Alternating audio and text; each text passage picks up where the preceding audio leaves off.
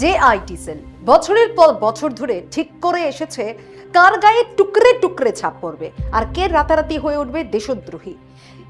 যে সেল লাখো লাখো ভুয়ো মিম আর ফেক খবরের জেরে একটা গোটা গণ আন্দোলনকে ভ্যানিশ করে দিত, সেই বিষাক্ত প্রোপাগান্ডার কারখানার বেলুন এবার ফুটো হয়ে গেছে সৌজন্যে একদল একরোখা রিল বানানো জেনজি।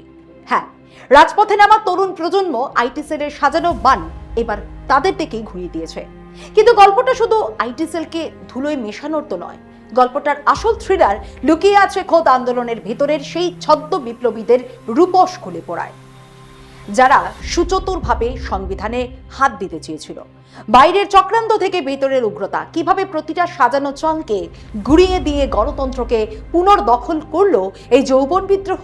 আজকের এই পর্বে খোলসা হবে সেই মহা লড়াইয়ের প্রতিটি গোপন অধ্যায়। জেনজি এবার সত্যি পাল্টা চাল চেলে দিল। বিজেপি আইটি সেলের নিজেদের বাণী এখন তাদের দিকে ঘুরে গেছে। নিজেদের সেই অস্ত্রেই জখম হয়ে অমিত মালব্য অ্যান্ড টিম নিশ্চয়ই ভাবছেন, এখন আমরা করি তো কি করি, কি বলি, কিভাবে ঘটলো এটা। নমস্কার, আমি স্নেহা মুখার্জি আর দৈনিক সংবাদ অনলাইনে আপনারা দেখছেন খবরের পেছনের খবর। বিজেপি আইটি সেল তো সেই পুরনো ছকেই ভরসা রেখেছিল। ফরেন ফান্ডিং, মুসলিম অ্যাঙ্গেল আর অরাজক ভিড়, সঙ্গে দরবারি মিডিয়ার সঙ্গত্ব আছে। কিন্তু এবার হিসেব মিলল না। এবার ময়দানে নামা জেনজি নিজেদের আত্মনির্ভরতাকেই প্রধান হাতিয়ার করে নিল। আর হবেই না কেন, 2,20,00,000-এর বেশি অনুগামী যে ইনস্টাগ্রাম পেজের ঝুলিতে সেই যৌবন বিদ্রোহ যখন রাস্তায় নামে, তাদের আর সাহারার প্রয়োজন কি? রিল বানাতে সিদ্ধহস্ত এই তরুণরা বিজেপির সবচেয়ে বড় দুই অস্ত্র, টিভি মিডিয়া আর সোশ্যাল মিডিয়ার ধার একেবারে ভোঁতা করে দিয়েছে। কৃষক আন্দোলন বা শাহিনবাগের লড়াই থেকে ঠিক কোথায় আলাদা ছিল ছাত্রদের এই প্রতিবাদ? ঠিক কোথায় এসে ভুল চাল চেলে বসলো বিজেপির আইটি আর্মি? যন্তর মন্তরে শাসকের আইটি সেলের সাজানো একটা ন্যারেটিভও শেষ পর্যন্ত টিকে থাকতে পারলো না। কেন পারলো না? অঙ্কটা বুঝুন। শাসকের আইটি সেলের মূল শক্তি হলো টিভি মিডিয়া। দরবারি মিডিয়ার সমর্থন ছাড়া এই আইটি সেল আসলে মণিহারা ফণি। এই মিডিয়াকে ব্যবহার করেই একসময় সিএএ, এনআরসি বা কৃষক আন্দোলনের বিরুদ্ধে প্রচারে বান ডেকেছিল তারা, কিন্তু এবার পারল না। আগের আন্দোলনগুলোতে আন্দোলনকারীদের কথা সরাসরি জনসমক্ষে পৌঁছে দেওয়ার মতো কোনো স্বাধীন মাধ্যম ছিল না। 2019-এর ডিসেম্বরে সিএএ, এনআরসি বিরোধী আন্দোলনের সময়ে শাহিনবাগ থেকে রাজপথ, প্রতিবাদীরা মুখ খুলতে পারতেন শুধুই মেন স্ট্রিম মিডিয়া অথবা কিছু স্বাধীন সাংবাদিকের সামনে। স্বাধীন সাংবাদিকরা তাদের সীমাবদ্ধতার মধ্যে দাঁড়িয়ে কিছুটা সঠিক ছবি তুলে ধরেছিলেন ঠিকই, কিন্তু সরকার পোষা টিভি মিডিয়া করেছিল ঠিক তার উল্টোটা। তৎকালীন কেন্দ্রীয় আইনমন্ত্রী রবিশঙ্কর প্রসাদ দাবি করে বসলেন, এই আন্দোলনের পেছনে রয়েছে এক টুকরে টুকরে গ্যাং। ব্যাস, এক কাল্পনিক গ্যাংয়ের দোহাই দিয়ে আন্দোলনকারীদের দেশদ্রোহী বানিয়ে দেওয়া হলো। ঠিক 1 বছর পর এই একই স্ক্রিপ্ট লেখা হলো কৃষক আন্দোলনেও, শুধু লেভেলটা বদলে গেল। এবার ট্যাগ এলো খালিস্তানি।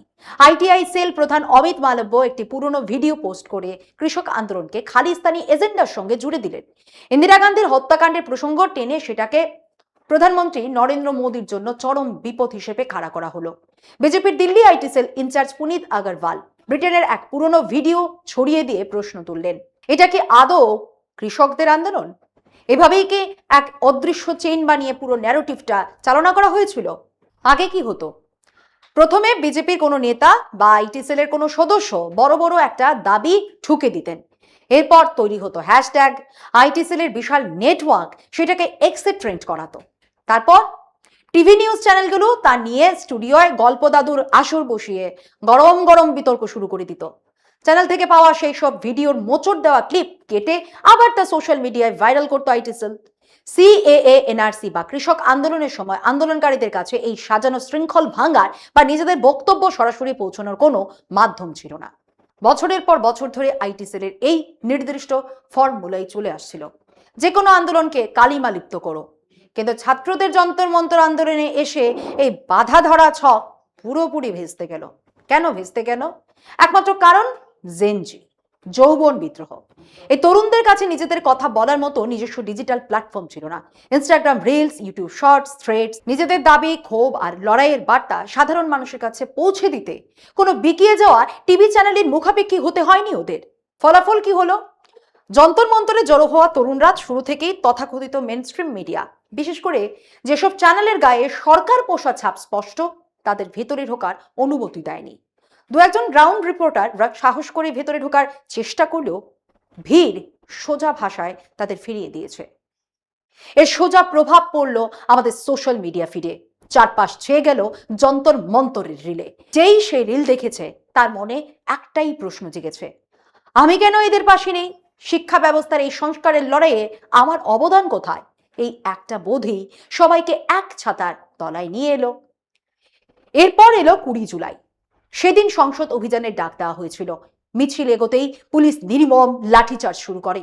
পেরেক মারা লাঠি দিয়ে পেটানো হলো, টিয়ার গ্যাসের সেল ফাটানো হলো, ছড়রা গুলি চলল।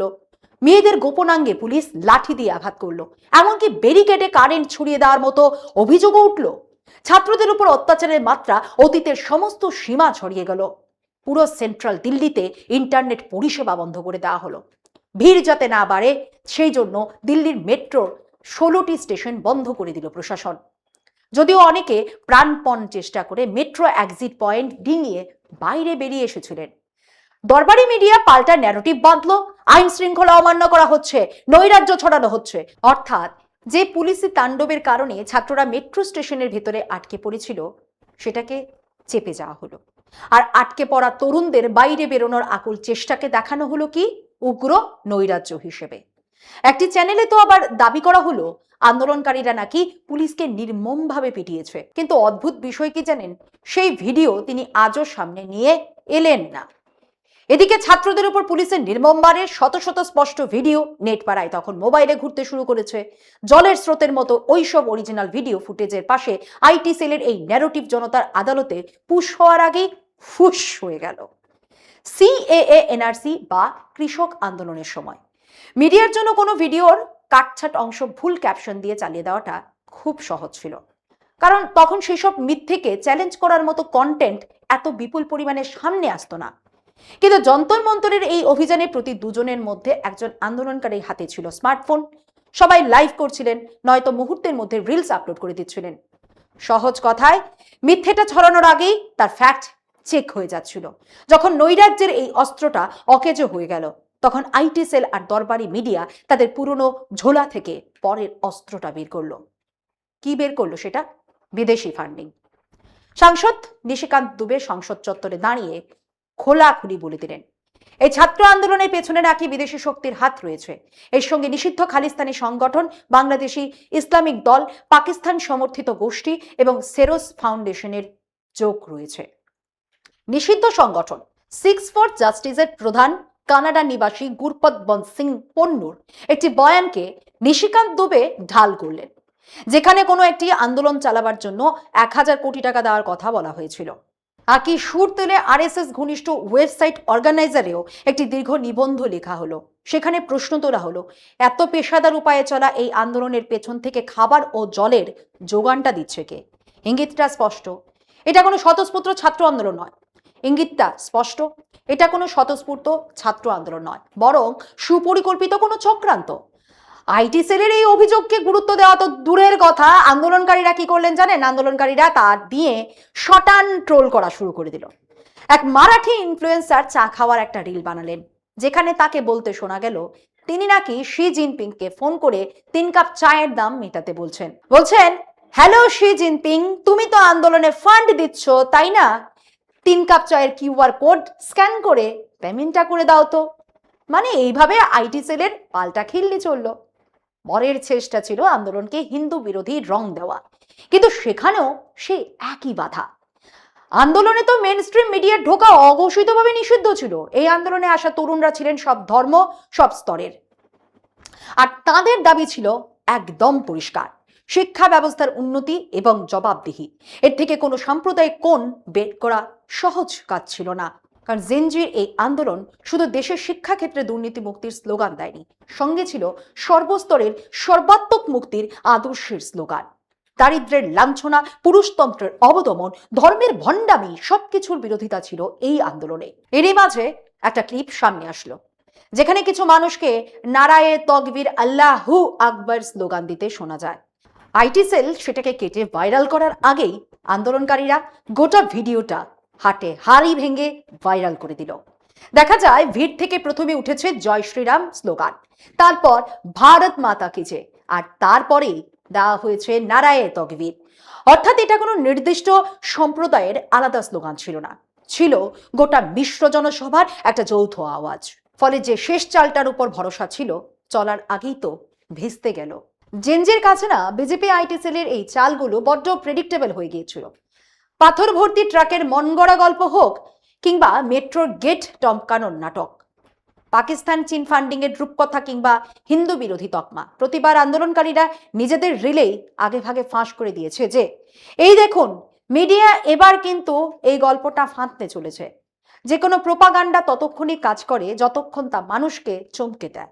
তাই আইটি সেল যখন চমক দিতে চেয়েছে, জেনজি পাল্টা ভিডিও লোড করে হাটে হাড়ি ভেঙে দিয়েছে। কিন্তু গল্প কি এখানেই শেষ? একেবারেই না। লড়াইটা যখন রাজপথে বুক চিতিয়ে চলা উগ্র আইটি সেলের বিরুদ্ধে সফলভাবে গতি পাচ্ছিল, ঠিক তখনই খোদ আন্দোলনের ভেতর থেকে উঠে এলো এক চরম অনাকাঙ্ক্ষিত আর অনপ্রিভেদ সত্য। ভাবুন একবার, যে মানুষগুলো আমাদের সামনে ইনকিলাবের কথা বলছেন, সমাজ পরিবর্তনের গল্প শোনাচ্ছেন, শেষ পর্যন্ত কিনা তারাও আরএসএস এর সঙ্গী মনোভাবাপন্ন। কথা বলছি সোনম ওয়াংচুকের স্ত্রী গীতাঞ্জলি জে আংমোর। তার ভিডিও এখন সোশ্যাল মিডিয়ায় দাবানলের মতো ভাইরাল। ঠিক কি কথা বলেছিলেন তিনি? তিনি প্রকাশ্যেই সওয়াল করেছেন হিন্দু রাষ্ট্রের পক্ষে।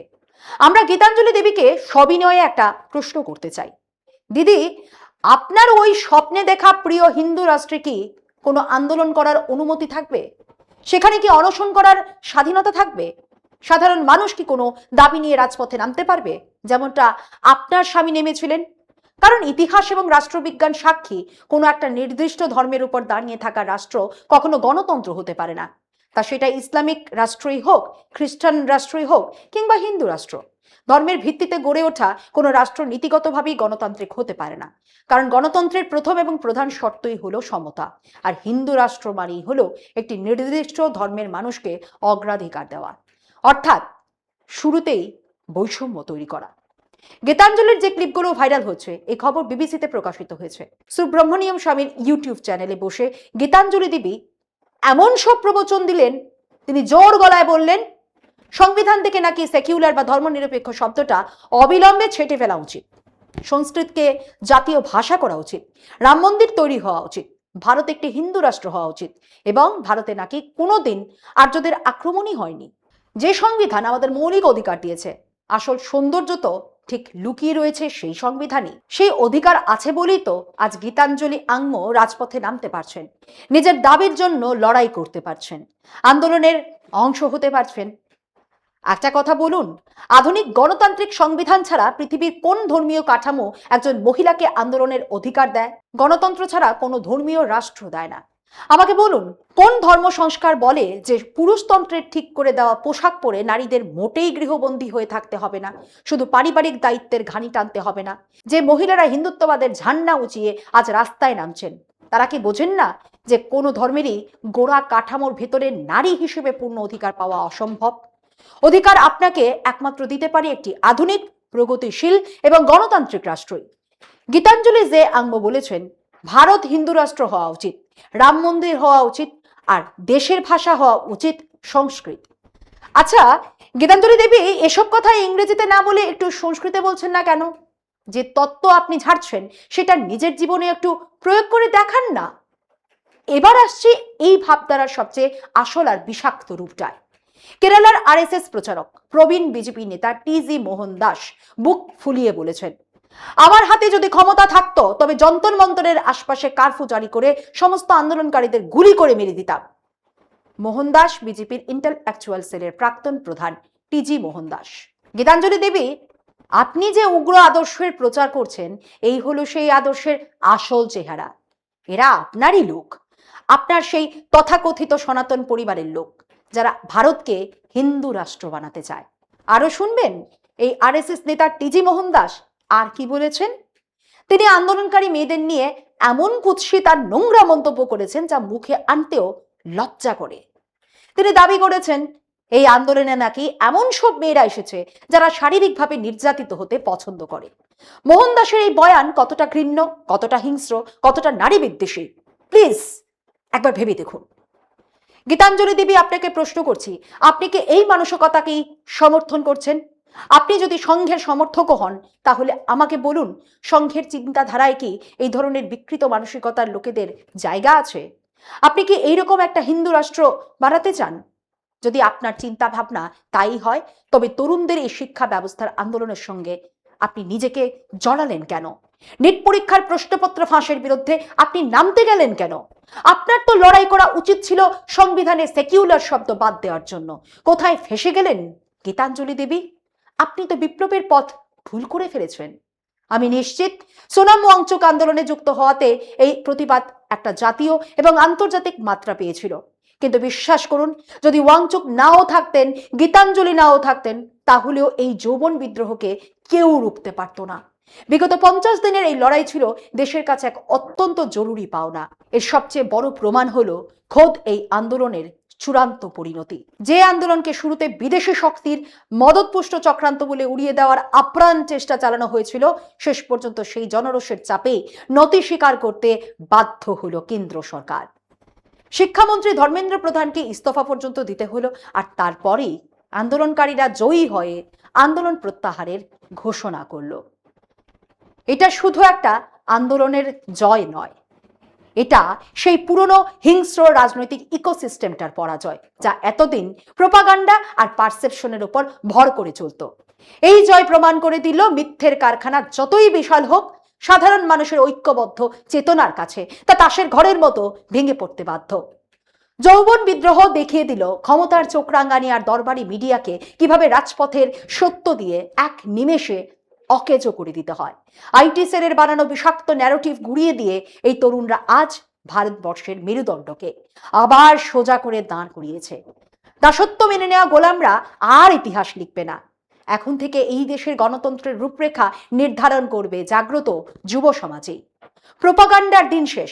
রাজপথের এই নতুন সূর্যই ঘোষণা করে দিল, গণতন্ত্রকে দাবিয়ে রাখার স্বার্থ আর কোনো স্বৈরাচারী শক্তির নেই। আজ এই পর্যন্তই। এমন আরো বিষয় জানতে অবশ্যই চোখ রাখুন দৈনিক সংবাদ অনলাইনের পর্দায়। লাইক, কমেন্ট, শেয়ার করুন। দেখতে থাকুন দৈনিক সংবাদ, শুধু নামই যথেষ্ট।